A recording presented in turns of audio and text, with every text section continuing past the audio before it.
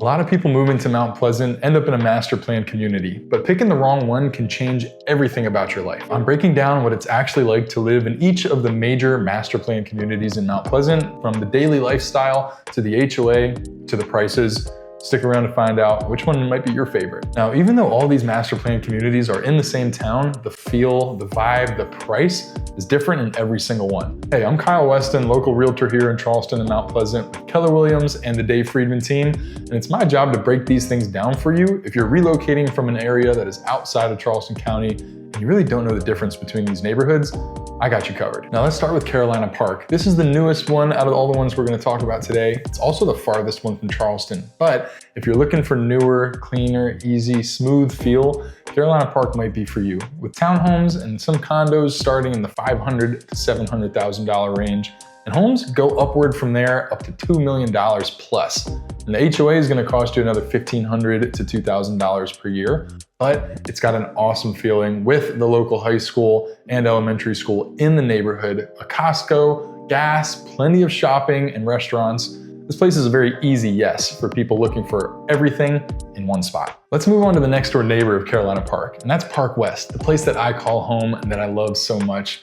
And Park West is unique. It is one of the older master plan communities in Charleston, but there's a lot of different living styles here. You have condos, townhomes, and houses. You have waterfront lots. We even have the Mount Pleasant Regional Airport inside of Park West. Actually more between Park West and Carolina Park, to be fair. But we've also got the Mount Pleasant Rec Center, which has soccer field, football fields, track, pools, fishing, volleyball, electric car charging, you name it, playgrounds, everything. We got it all right here in Park West. Not to mention, we've got 3 schools, the best in the area, all in one parking lot. Primary school, elementary school, and middle school, all in one spot right in the middle of Park West. And lastly, we have a Publix. We have several local businesses, restaurants, establishments, a lot of local watering holes. So kind of like Carolina Park, this is a neighborhood you don't ever have to leave if you don't want to.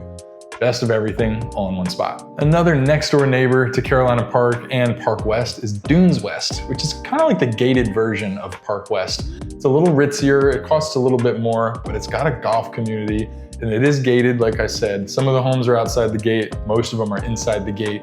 And the prices here for outside of the gate can start around the $400,000 mark for a duplex, half of a duplex. And then everything behind the gate goes in the 800 plus, up to 2 million, even more for those waterfront homes way in the back. Now it does have boat storage right next door. It has a boat launch, all the amenities of the ones that we've talked about already, pools, walking trails, tennis courts, and this one's got golf. That is an extra cost. It's not mandatory, but the club fees can definitely add up, even when you add that initial buy-in fee at closing. So you're gonna have to have your down payment, your closing costs, your prepaid HOA, prepaid taxes, and club fees.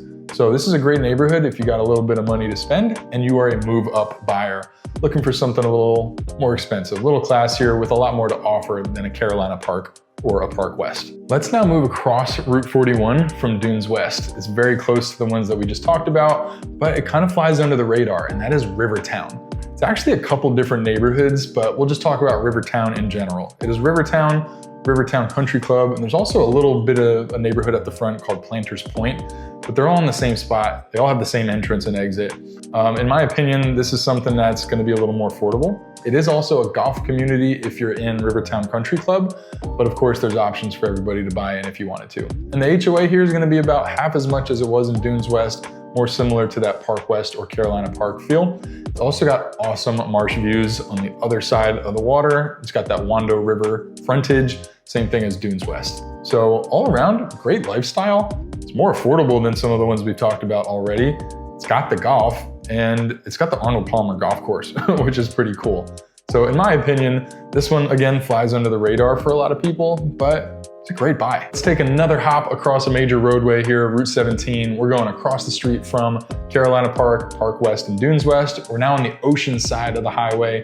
So if that's important to you, I got one here for you. That is Charleston National. It is another golf community, but it's non-gated. Prices start in the $500,000, $600,000, $700,000 range for whatever home type you're looking for, and they go upwards of that $1 million mark. So again, expect to spend a pretty penny, but don't expect to pay the exorbitant gated community fees because this one's open. Anybody can drive through. It is very well kept. flies a little bit under the radar compared to its older and bigger brothers and cousins that we talked about so far today, but it is another great purchase. Really hard to find something that's not in one of these master plan communities in Mount Pleasant. Now, if you leave Charleston National, you go a little bit closer to downtown Charleston, you're gonna be finding yourself in Hamlin Plantation. Also on the ocean side of the highway, this is a neighborhood that's really an amenity-rich lifestyle fit. No golf in this one, it's not gated, but it does have a beautiful clubhouse. It's got great views, it's got water features, it's got an amazing pool and the family recreation center, gym, clubhouse. It's got everything that you need. And it is on the ocean side of the highway. It doesn't have any of the schools built in, doesn't have any restaurants or shops or gas or a big old Costco built in, like some of the ones we've already talked about. But this is a great neighborhood. Very beautiful, one of my favorites in town. Now, our last stop on today's tour of Mount Pleasant's master plan communities is Ion. And if you've seen any of my other videos, I've brought it up a couple times. I've even compared it directly to Old Mount Pleasant for the lifestyle changes and differences, but it's very different from the others. It is of newer construction compared to the rest of Charleston, that's for sure. But it's got a European feel. It is all walkable. It's got its own restaurants, plenty of water features. It's got unique canals. It feels like the Venice of the South. Very cool, awesome buy, but it is going to come with the prettiest penny out of everything we've talked about today. There was a lot of pushback to get it built in the first place. There's a couple hundred units in there and they're all unique. If cookie cutter is not what you're looking for, go straight to Ion. In fact, run to Ion. It is beautiful, it is expensive, and it is the closest one to Charleston out of all the ones we talked about today. Pause. If you were to move to Mount Pleasant right now, today, and you had to pick between new construction, location, and amenities, which one would do it for you? Go ahead and comment below. All right, here's my final take for you for the day. Mount Pleasant's master plan communities are all beautiful. They're all unique. They all have something special to offer. You can't really find a bad one anywhere in the mix that we've talked about. But they all offer something different, like I said, and a lot of buyers that move here and they pick one based on the photos end up regretting it instead of picking the one that's based on their lifestyle and aligns the most with that. If you're thinking at all about moving to Charleston, especially Mount Pleasant, look below, grab my free buyer guide, take it with you, take a read through it, and give me a call or schedule with my link below if you want time in my calendar. I'm happy to help you narrow down between all these master plan communities because it can be a tough choice when you have so many good things going for you.